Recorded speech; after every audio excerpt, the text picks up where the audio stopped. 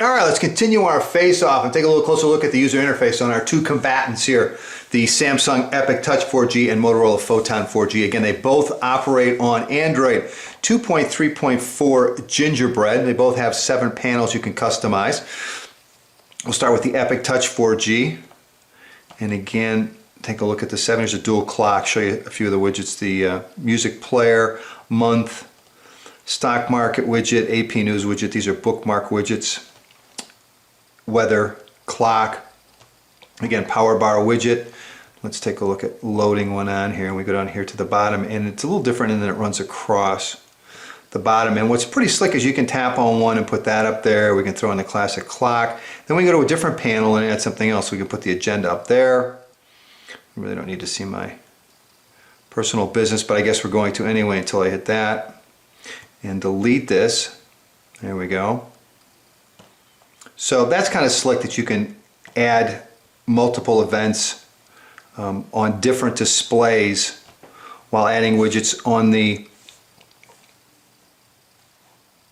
Photon 4G, you've got Motorola widgets as well as Android widgets. They don't combine them, which they do on the Epic Touch 4G. We'll go to a Moto Blur widget, and we'll put in a bookmark widget. And we get to pick which ones we want. So let's do, I don't know, MSN, Yahoo, MySpace. And you'll see we get a little setup there. We've got 3 different bookmark widgets, and I believe we can size this as well by simply doing that. And you can see that we sized it. And again, you can also size widgets on the Epic Touch 4G. We'll go to the weather widget and I'll show you what I mean. There's the full weather widget, which you can see right there. And then here it is at half size right here. And you can see again it covers multiple cities. So you can size widgets on both, which is pretty slick. See what else can we put up here. Let's throw an Android widget up here just to show you that. And we'll show you power control. And there's Android power control. So both are pretty similar from that standpoint. And again, pushing down on the home screen twice will give you a 7-panel overview on the Photon. You simply just squeeze the display together on the Epic Touch 4G. And again, you can use those as shortcuts and it will take you directly to the panel. You can't do the pinch. You can only do it from here on the Photon 4G, and on the Epic Touch 4G you can do it from anywhere. So a little bit of difference there. Let's go to notification systems because they're quite different.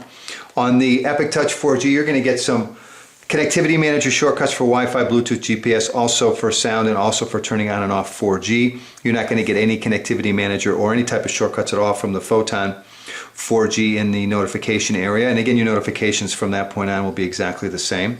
Shortcuts to get you the notifications you need. Take a look at the main menus on both. On the Epic Touch 4G, it's going to go left to right, right to left. As you can see here, the one thing that annoys me about it, it's not in alphabetical order. Maybe it is. Oh, I lied. On the European version, it's not in alphabetical order. Is it in alphabetical? Yeah, contacts. Not, yeah, I guess it is. It's in alphabetical order, which is very nice because in the Euro version, which I've been using for the last 5 months, it's not. And then you have vertical here on the Photon. You also have this. You can go to your recent apps. You go to download, downloaded, and your Sprint apps, which is pretty slick. Or all apps. You also have a shortcut to the market on the Photon 4G, which is very nice. As far as editing, you can sort A to Z. You can manage your apps from here, which will take you to your task manager, open up your settings and your search. Here, all right. Well, let's go in here and try that one more time. I guess it doesn't allow me to edit it the way it does on the Euro version with the Sprint version. On the Euro version you can go to the menu here and it will allow you to move around and delete applications from the menu. It's from the main menu itself. So a little bit different on the Sprint version than on the Euro version. What else can we take a look at? Notifications are going to be the same. Wallpapers, again, both of them support live wallpaper. I guess that's it. That's a quick look at the user interface on our two combatants. Let's keep going here and take a look at messaging on both of our combatants. Let's put in a new text on both. Let's take a look at input methods first up. And the Gingerbread keyboard I downloaded, so pay no attention to that because I've actually been using the Epic Touch 4G as my phone. But basically we're going to get the same thing, multi-touch keyboard, which is Samsung keypad and swipe. Let's take a look at swipe on both. And There's your two keypads. I'm so used to seeing swipe with the bluer keys. Any difference here? Pretty much, nope. They look exactly the same. My shortcuts look exactly the same as well. Call John on Tuesday. Call John on Tuesday. Well, obviously the Photon 4G is a much smarter phone. Just kidding. Yeah, it's bugging me up there. Took out the SD card. So there's a look at the swipe keypads. Just going to look at the regular multi-touch on both. There's our multi-touch keypads. And we've got a settings shortcut here, which is kind of nice on the Epic Touch 4G. Speech to text on both, which is great. We've got long press for numbers on both. We don't have any punctuation available unless we tap in the lower left-hand corner, and we get, again, the same thing, numbers and text. And then Alt here will get you to more symbols. And we've got 2 and 3 there, and then back. So very similar for the most part. Is what do we have? Oh, I don't want to do that. Let's go to attachments. What do we have for attachments on both? Message needs to be sent to somebody. Let's put my name in there. Now let's go here to attachments. And we've got pictures on both, capture picture, video, capture video. Boy, they look the same. Audio, record audio, slideshow, location and name card, and then contacts and calendar. So it looks as if the Photon offers a little bit more in the way of through location and slideshow. Contacts, we can probably get our name card there, and then they have calendar over here. But Photon looks like it offers a little bit more in the way of attachments versus the Epic Touch 4G. But there's a look at the keypads on both. All right, let's wrap up today's face-off between the Samsung Epic Touch 4G and the Motorola Photon 4G, both available on Sprint, with our browser comparison. And we'll kick this off. What do you say we go to Engadget to start? I think I've got that on both of these. Did I make a liar out of myself? There it is. On both, and we're off. Again, they're both running off the same Wi-Fi network.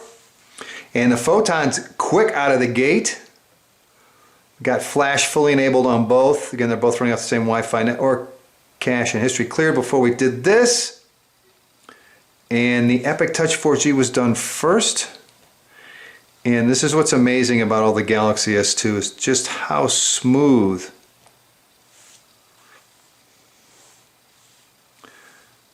the browser is. And the Photon isn't bad, but it's not as smooth as the Epic Touch 4G. All right, let's go up here and double tap to zoom in on both. Good look at the text on both. QHD display. Pinch to zoom. No problem on either one. One of the things that's nice on the Epic Touch is it dynamically rewraps as you pinch to zoom. All right, make a liar out of me. Did I mess up on the settings here? Autofit pages, it's there. Well, it's making a liar out of me because it did it the other day. There we go. I knew it did it. Alright, so it dynamically rewraps, which is pretty friggin' slick. On the Photon 4G, again, you can pinch to zoom and then double tap and it should, there we go, and it rewraps. So both of them handle it, which is very nice. It's nice that it's dynamic on the Epic Touch 4G, but again, both of them are great, offer a great user experience. The Epic Touch 4G is just a bit smoother. Alright, let's head over to the mothership, Smartphoneenvy. Where are you? Should be on both of these. Well, there's Pocket now. What about Smartphoneenvy? Come on. There it is, down at the bottom. Ooh, I don't know about that. There we go. And we're off. And nobody seems to be interested in going. There we go. And he's going to hit the mobile site. So hopefully we get mobile site on both and we can run it from there. Yep. almost sight on both, and the Photon 4G was there quicker. But I confused the phone with the, I have a Dolphin browser on the one. So let's, okay, we're off. Now we'll go to the full sight. And it looks like we got a, looks like the Epic Touch 4G is going to get there first. Maybe not. We look at the bars at the top and it looks like the Photon's maybe even a little bit ahead, but there's nothing on the display yet. What gives? Got some, there we go. Epic Touch 4G is done. And again, you can see just how smooth it is there. So the Photon 4G is now done. And again, the Photon 4G is certainly not bad, but it's got that initial little hiccup when you first start to scroll the page, and you don't find that on the Epic Touch 4G at all. It's just incredibly smooth. Double tap to zoom in, and so we get the pinch to zoom. There we go, pinch to zoom to rewrap dynamically, which is very slick. And here we're going to pinch to zoom, double tap. Come on, double tap, there we go, and it rewraps. Both of them are real quick. Two of the best browser experiences I've found on smartphones to date will be these two phones, but I have to give it number one to the Epic Touch 4G because it is a bit smoother.